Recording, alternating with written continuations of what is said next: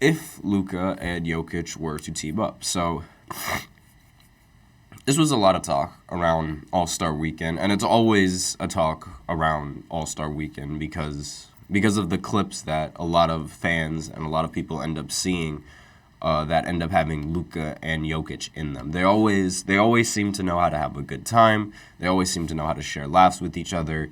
There's never a dull moment with those two. They even, in the middle of the game, they shared a moment where they just did nothing but pass the ball to each other for like 5 straight times. And they never dribbled the ball. They just kept passing to each other in the All-Star game. So obviously they love having fun. They have a lot in common as well. They're both foreign players representing their home country. They make the game look easy all the time with all the triple doubles that they get. They're constantly in the MVP conversations. They always seem to be better than the rest of these players that come into the league. And again, they make it look effortless. And their play styles, while they are a little bit different in the sense that Jokic posts up while Luka is a face-up guard, they both play at their own pace, and they both made it a trend to be able to play at their own pace. A lot of teams they try to adjust to the fast pacing the league usually has now, but not Luka and Jokic. They score at their own pace, and they do it really well. So because of this, a lot of and with the amount of fun that they both have with each other on the court, it's like they're destined to become teammates at one point. And a lot of fans speculate this, and so they asked Jokic how they would feel if Doncic were to be his teammate, or if that's a possibility in the future. And he said, quote, "I don't know. It's possible. I don't want to leave Denver. I like it there, and it's a great organization, but if Luka gets pissed off in Dallas, he can come." So obviously he's giving the option to Luka on whether or not he want to team up. So Jokic is staying put, and it doesn't really seem like he's going to move from Denver. And I mean, why would he move from Denver? There's no real reason for Jokic to move on from Denver, given how Denver just recently won a championship with him. And their roster isn't bad whatsoever. They already have a competent point guard with Jamal Murray. They have great role players with KCP. And they also have a competent scorer with Aaron Gordon to draw attention off of Jokic if a double team comes. They use Aaron Gordon really well with this offense. And in the beginning, when they first traded him, Aaron Gordon said, "I've never gotten so many good looks at the basket." Like, those were the easiest baskets he was getting. And obviously, if it would be very difficult for the for the Denver Nuggets to acquire Luka Doncic via trade. Like, the only scenario where they could even end up teaming up is if Luka gets mad at the Mavs organization, because the Mavs, they aren't going to give up Luka, and I don't think any organization in their right mind would give up Luka if they have him under contract. And because so far Luka seems to be happy in the situation that he's in with the Mavs. You could say it's the money, you could say it's the teammates, you could just say it's that he's an overall nice guy, but it seems like he is happy with Dallas. And I feel like if you were to start a trade between Denver and Dallas, if you're Denver, you'd have to give up a pretty sizable load. You'd either have to give up Jokic for him, or you'd have to give up Jamal and a bunch of other pieces that are either on the roster already or could be on the roster in the future.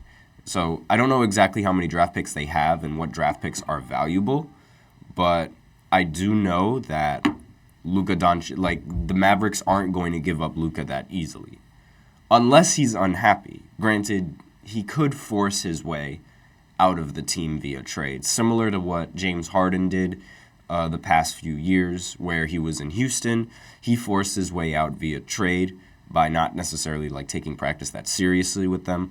He forced his way out of Brooklyn by not taking it seriously again, and then he was able to force his way out of Philly by not taking it seriously. So, I mean, obviously, there's more nuance to those trade stories, but again, he could force his way out. I don't think that's necessarily in his character to force his way out.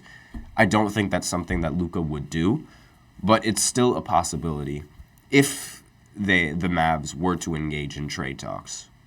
But again, don't think that's going to happen because the Mavs are attached with Luka. Why wouldn't they be attached with Luka? So, and not only that, it doesn't really... The Mavs organization, they don't really get a lot of their players angry.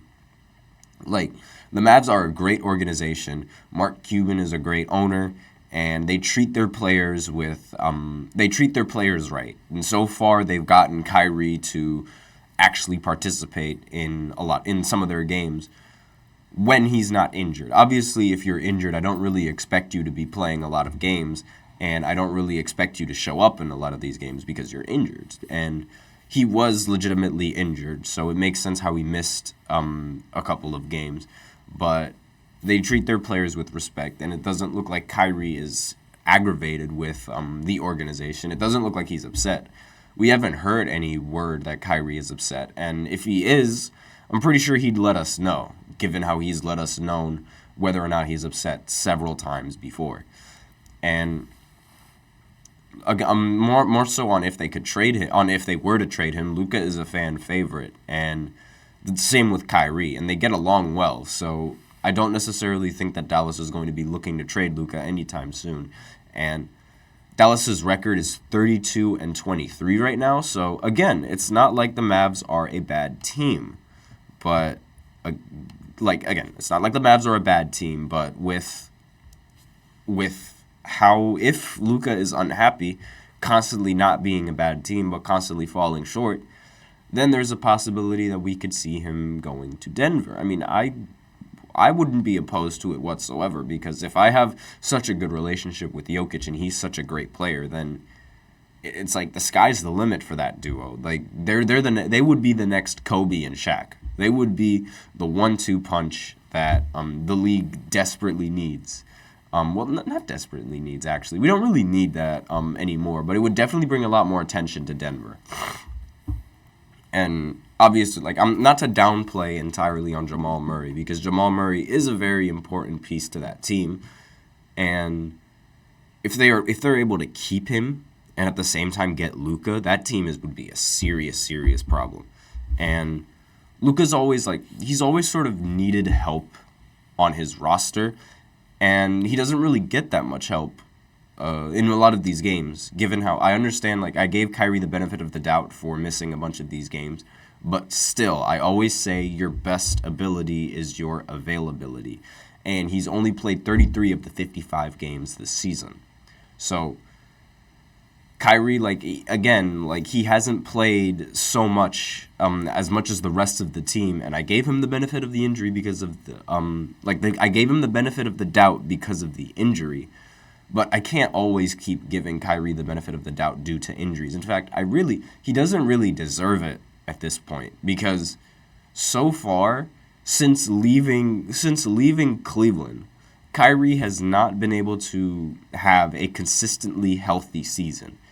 As in, he's always sat games out in every single season, and ludicrous amounts of games he sat out. So, just to give a little bit of a timeline on Kyrie Irving and him sitting out, ever since he left Cleveland and won the championship in 2016, he was great in 2017 with LeBron in that other series, but with the other teams that he's played with, he's been relatively injury prone, and he hasn't really been healthy, particularly in the postseason. Now, as Kyrie's postseason career is incredibly meh without LeBron.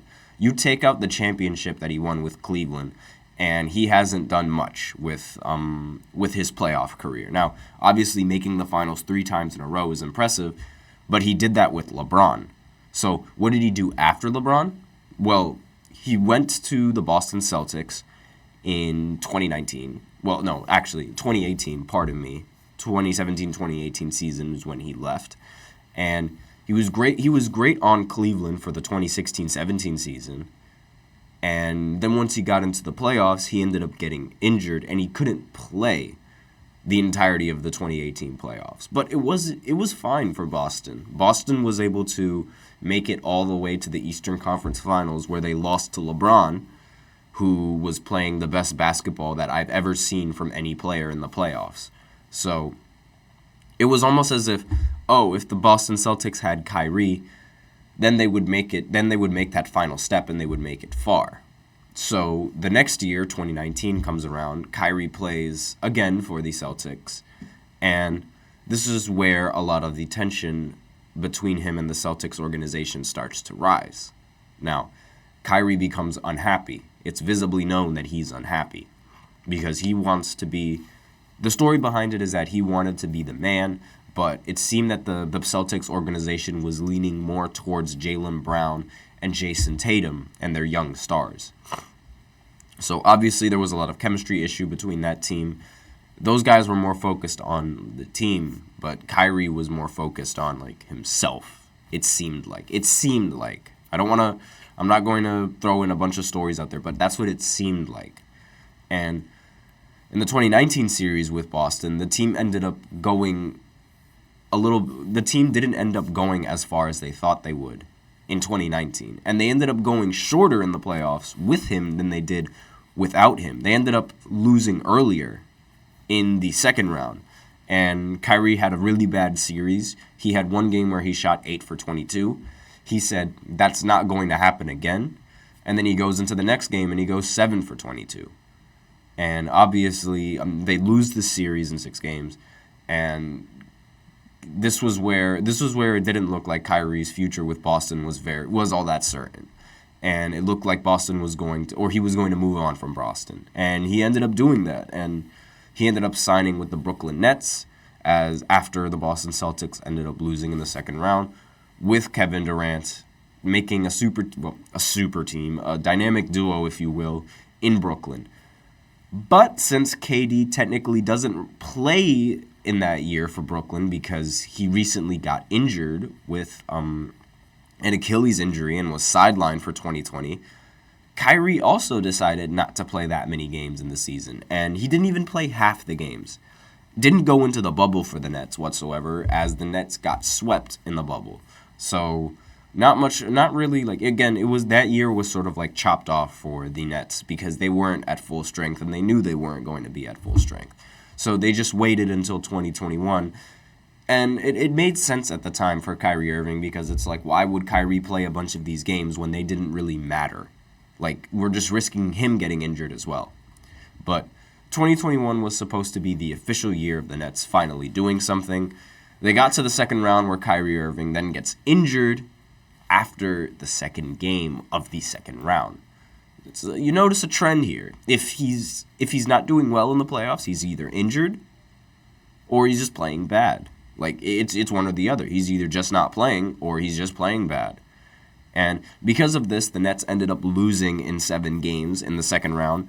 And the Boston Celtics ended up going... Actually, no, they did not end up going farther in this year because they beat the Celtics, pardon me. But the year before that, the Celtics did end up going farther than Kyrie did. And going into next season, there were more rules put in place for COVID-19 in certain states, New York being the one to get punished more than all of them. And that's the city that didn't allow a lot of people to work if they didn't take their vaccine. Kyrie Irving, being one of the players that didn't take the vaccine, then decided to, it caused him not to play in the rest of the season because since he didn't take the vaccine, he wasn't legally allowed to play for the Brooklyn Nets.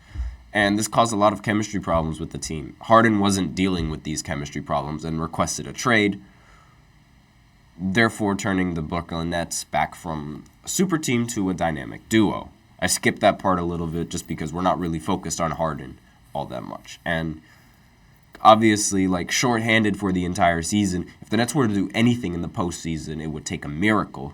But they ended up making it.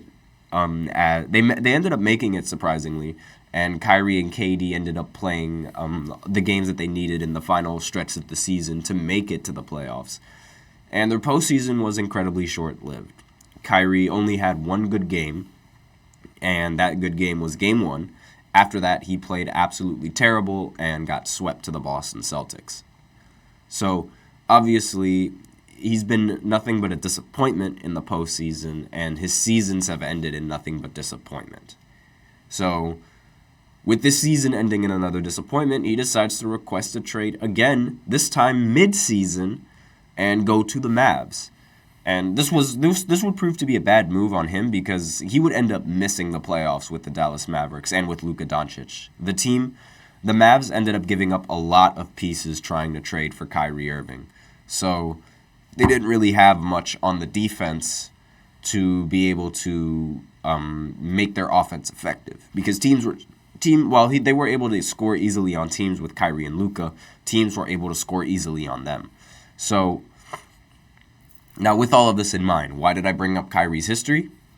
I bring this up because if there was any opportunity for Luka to play with Nikola Jokic, it would probably be now. Kyrie Irving can be the driving force to blow up any organization. He can single-handedly end off any super team he wants. I have absolutely no doubts in his mind. Like, if Kyrie wanted to just push the button and be like, I'm angry, I want to get traded, I want to get out of here, he will do it. He will do it. And it could happen anytime. That's the thing. You have no idea when it's going to happen with Kyrie. It's incredibly unpredictable. So with that unpredictability in mind, if Luka gets upset at Kyrie enough and like Kyrie just acts out for whatever reason, it could be the driving force to send Luka away. Like I'm sure if they were put in a scenario, the Mavs would choose Luka over Kyrie. But what if they didn't? What if Kyrie put the Mavs in a situation that would force them to give up Luka? I mean,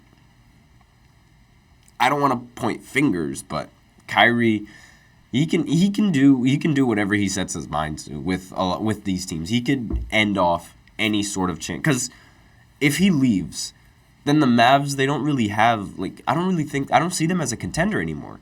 Because Luka, like, while he's fantastic and he's a great player, it's really difficult to carry a team by yourself going into the playoffs with isolation alone. So, again, when he made his deep playoff run, he had Jalen Brunson. And while he was also an ISO player, he was a really good ISO player, and he was able to produce. And that's sort of what he needs. He needs players to produce. And losing Kyrie Irving, you lose a player to produce, and you just can't do that. And I feel like that would be the breaking point. If there would be any breaking point with Luka and the Mavs, that would be a breaking point, and I think Kyrie would be the main catalyst for that breaking point. But with that, we are out of time for the first segment, so we are going to go into the second segment where I talk about the new head coach that the Brooklyn Nets decided to bring along, whether I like the move, whether I don't like the move. Obviously, since I'm a Nets fan, I'm going to have a lot more insight on this move than a lot more people do. And I'm going to keep my bias aside, as always, but I can't make no guarantees. But stay in tune for the second segment as I talk about the new head coach. So I'll be right back. I feel like I'm losing my